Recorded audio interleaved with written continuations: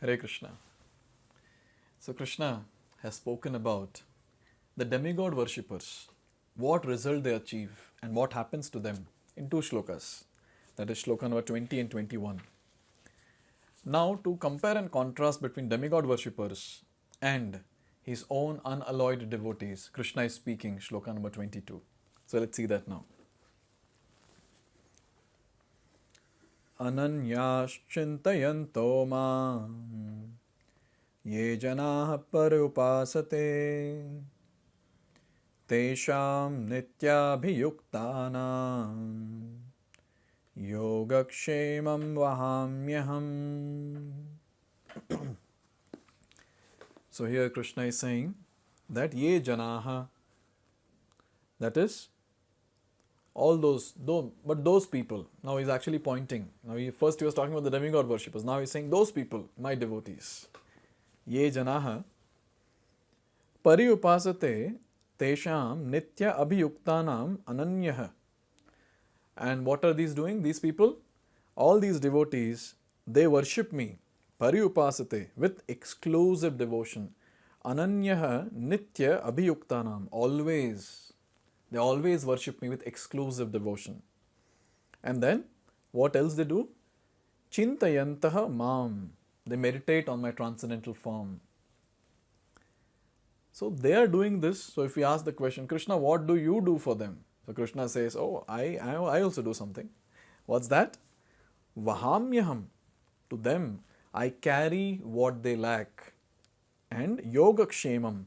And I preserve what they have.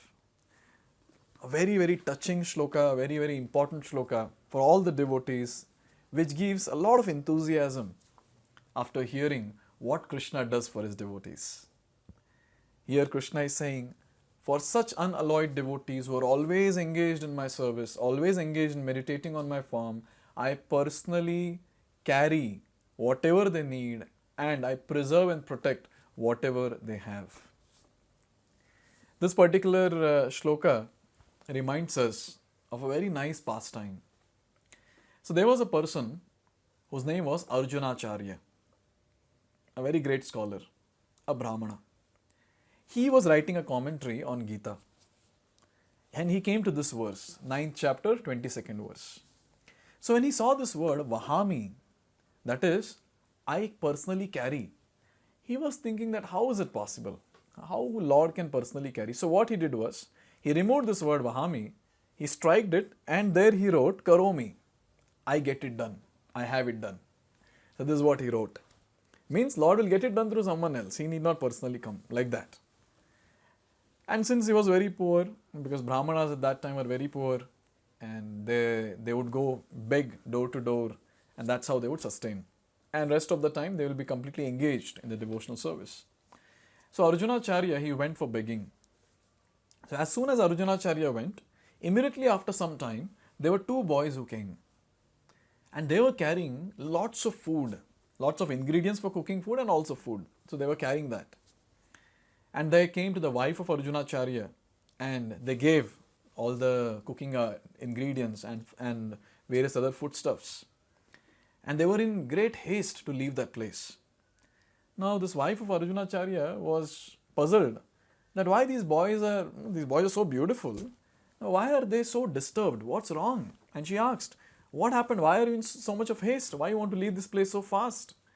And there one boy said that we are very fearful of your husband Arjunacharya. She said, what happened? He's such a nice person. No, he beats us. And again, if he sees us, he'll beat us. She said, no, how is it possible? So one boy who was blackish in complexion, he turned back and he lifted his upper cloth and he showed there were marks of beatings on the back. And the wife of Arjunacharya got completely disturbed looking at this. That why my husband has become so cruel, he has beaten these beautiful boys like this. Today I'll challenge him. What's wrong with him? So after seeing this, after looking at those beautiful boys, the wife, she started cooking and these boys left. They ran away from there. And then what happened is, this lady, she cooked and she started eating. Now this is not the Vedic way, wherein the husband has not yet come and the wife has already eaten food. So this is not the Vedic way. But then she started eating food without waiting for Arjunacharya, and Arjunacharya comes at that time and he's puzzled, what's wrong with my wife today? And then he challenged her. When he challenged, she also challenged from the other side, saying, why have you become so cruel? You have bet such nice, beautiful, innocent boys. What's wrong with you? And Arjunacharya was completely surprised that what is my wife saying? And then he started asking her that where did this food come from? Because I'm just coming and I'm getting all the food that I've begged. And who are those boys? How were they looking?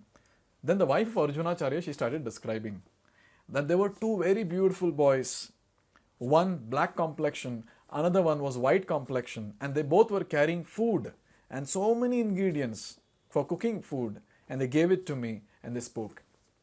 Arjunacharya, for some time, he meditated on the statements of his wife, and he was overwhelmed out of ecstasy, crying. He told his wife that you're so fortunate. You're so fortunate that personally Krishna and Balram had come and you had taken their darshan. How fortunate you are. And Arjunacharya also understood what had happened. When he went back to see the commentary of his own, the strike mark that was there, that was not there now, and that was there on the body of Krishna. So here basically Krishna proved that I personally carry whatever my devotees want. I personally carry. It's not that I get it done through some agency. I personally carry. So in this pastime, it makes it very clear that when it comes to devotees of the Lord, the pure devotees, the Ananya Bhaktas, the unalloyed devotees of the Lord, who have no other desire but to serve the Lord, Krishna personally takes care of them. I just told one example. There are n number of examples all over India. At different places, Krishna personally comes to protect his devotees, personally comes to supply the devotees with whatever they need. Sometimes Krishna takes the form of the devotee and he gets the beatings and the devotee escapes. So like this Krishna does. Krishna reciprocates with his devotees to the best. To the best.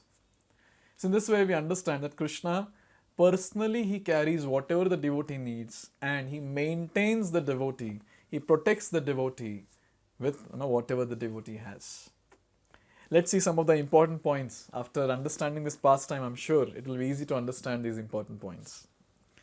One who is unable to live for a moment without Krishna consciousness cannot but think of Krishna 24 hours a day, being engaged in devotional service by hearing, chanting, remembering, offering prayers, worshipping, serving the lotus feet of the Lord, rendering other services, cultivating friendship and surrendering fully to the Lord. So basically, Ananya Bhakta, unalloyed devotee, follows the Navavidha Bhakti. Shravanam Kirtanam Vishnu Smaranam Pada Sevanam Archanam Vandanam Dasyam Sakhyam Atmanivedanam. So these are the different 9 elements of bhakti or 9 angas of bhakti which are mentioned here. And the topmost of the two is Shravanam and Kirtanam. That is hearing about the glories of the name, form, qualities and pastimes of the Lord. And Kirtanam, chanting the glories of the name, form, qualities and pastimes of Lord Sri Krishna. All the time a devotee is engaged, a pure devotee is engaged 24/7 thinking about Krishna, serving Krishna. This is the qualification of a pure devotee. And here it is said that such activities are all auspicious and full of spiritual potencies which make the devotee perfect in self-realization, so that his only desire is to achieve the association of the Supreme Personality of Godhead. So a pure devotee does not have any other goal. He just has one goal. What is that? He wants to attain Krishna. He wants to attain Krishna this very lifetime. There is no other desire that he has. He just wants to attain Krishna and serve Krishna for Krishna's pleasure. No other material desires. Why he does not have any material desires? Because he is fully confident. He has full faith in Krishna. He knows very well that my job description is to serve Krishna, to do devotional service, and Krishna's job description is to take care of me. Why should I worry and take unnecessary tension to take care of myself? I'll not take care of myself. I'll not maintain myself. I'll not endeavor anything for that. And when a devotee is like this, so bold, depending on Krishna every moment, what happens? Lord is in tension. And Lord personally comes, as we saw in the past time. Lord personally comes to take care of the devotee. He carries what the devotee lacks and he maintains whatever the devotee has. So a devotee does not take unnecessary tension about the material life, thinking, oh, what will happen to this, what will happen to that, oh, I don't have this, I don't have that. A devotee is carefree, thinking, if Krishna wants, he will give. If he does not want, he will not give. So why take tension? And he knows it very well. When Krishna gives with his 10 hands, how much will I hold with these 2 hands? And if Krishna wants to snatch away whatever I have with the 10 hands, how much will I hold with these 2 hands? So he's completely tension-free, carefree, completely dependent on Krishna. And his mood is, Maro bhi rakho bhi, jo ichha tuhar. He's like, Maro bhi rakho bhi, jo ichha tuhar. You want to protect me, you protect me. You want to kill me, you kill me. I know very well you will maintain me. So in this way, a devotee is completely dependent on the Lord. Just imagine, if we become a devotee like that, how much peaceful our life will be. Getting direct reciprocation from the Supreme Personality of Godhead. No tension at all. It's only about happiness. Living the life full of happiness. This is something which we should imagine. And this is something which we should aim at. That let that day come when I'll be completely surrendered and dependent on the Supreme Personality of Godhead. So in this way, we see that Ananya Bhaktas, they always do their part, that is, doing devotional service. And they are so dependent on the Lord that Lord is forced to take care of them in all the circumstances. Here it is said, such a devotee undoubtedly approaches the Lord without difficulty. This is called yoga. By the mercy of the Lord, such a devotee never comes back to this material condition of life. Even when a devotee is there in this material world, he is least bothered about what's happening around.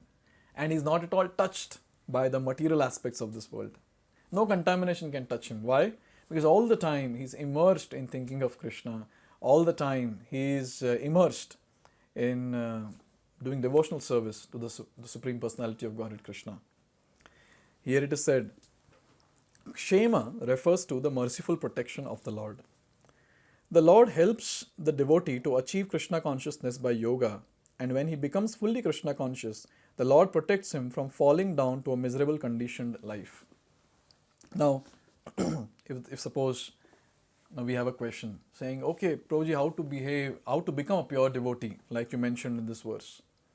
It's very clear, Krishna is saying that I will help, I will do it. But what are we supposed to do? We are supposed to be always engaged in service of the Lord. Firstly, we should have a desire, intense desire to become a pure devotee, to attain Krishna this very lifetime. Intense desire. What we lack actually is intense desire to attain Krishna.